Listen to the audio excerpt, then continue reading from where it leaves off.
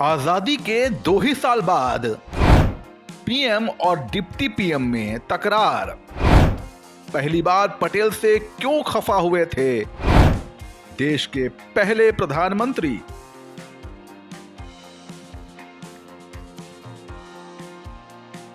उन्नीस में आजादी मिलने के बाद सत्ताधारी कांग्रेस पार्टी को अंदर और बाहर कई चुनौतियों का सामना करना पड़ा था। गांधी युग के बाद कांग्रेस पार्टी में बड़ा बदलाव आ गया था। अब पार्टी के बड़े नेता भी एक दूसरे के आमने सामने थे। इतिहासकार रामचंद्र गुहा ने अपनी किताब इंडिया आफ्टर गांधी में ऐसे ही एक किस्से का जिक्र किया है जब पटेल और नेहरू के बीच मतभेद खुलकर सामने आ गए थे। रामचंद्र गुहा लिखते हैं, कांग्रेस में गुटबंदी तेज होती जा रही थी और पार्टी की लोकप्रियता घटती जा रही थी। सबसे बड़ा मतभेद तो पार्टी के दो कद्दावर नेताओं पंडित जवाहरलाल नेहरू और वल्लभ भाई पटेल में था। साल 1949 के आखिरी में यह मतभेद खुलकर सामने आया जब देश के पहले राष्ट्रपति का चुनाव होना था। नए साल में हिंदुस्तान ब्रिटिश सम्राट की प्रमुखता वाले एक डोमिनियन स्टेट से पूर्ण गणराज्य में तब्दील होने वाला था। पटेल से नाराज हो गए थे नेहरू।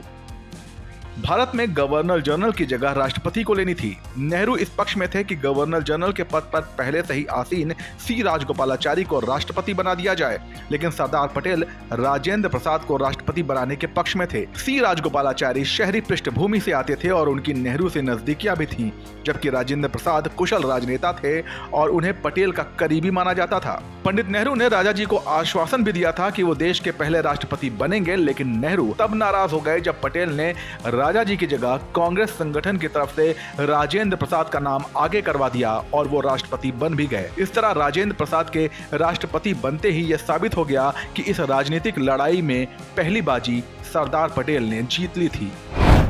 पहला गणतंत्र दिवस।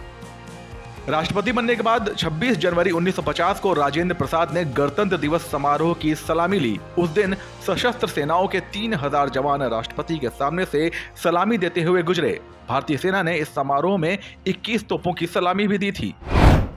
ऐसे मिला पंडित नेहरू को भारत रत्न।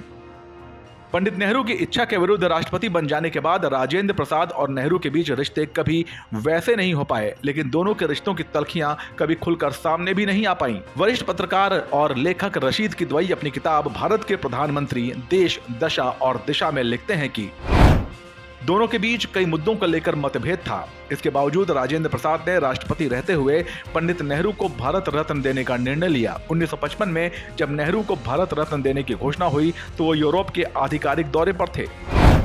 क्या बोले डॉक्टर राजेंद्र प्रसाद? राजेंद्र प्रसाद से जब इस फैसले को लेकर सवाल किया गया तो उन्होंने कहा था, ये कदम मैंने स्वविवेक से लिया है। मैंने इसको लेकर प्रधानमंत्री से कोई चर्चा नहीं की। यह कहा जा सकता है कि यह फैसला असंवैधानिक है, लेकिन मैं ये भी जानता हूं कि इसका स्वागत भी पूरे उत्साह से किया जाएगा। 7 सितंबर 1955 को पंडित नेहरू को भारत रत्न से सम्मानित किया गया। नेहरू के मंच पर पहुंचते ही पूरा सभागार तालियों की गड़गड़ाहट से गूंज उठा था। इस सियासी किस्से पर आपकी क्या राय है, हमें कमेंट सेक्शन में लिखकर बताइए और ऐसे ही तमाम सियासी किस्सों के लिए बने रहिए जनसत्ता के साथ। नमस्कार।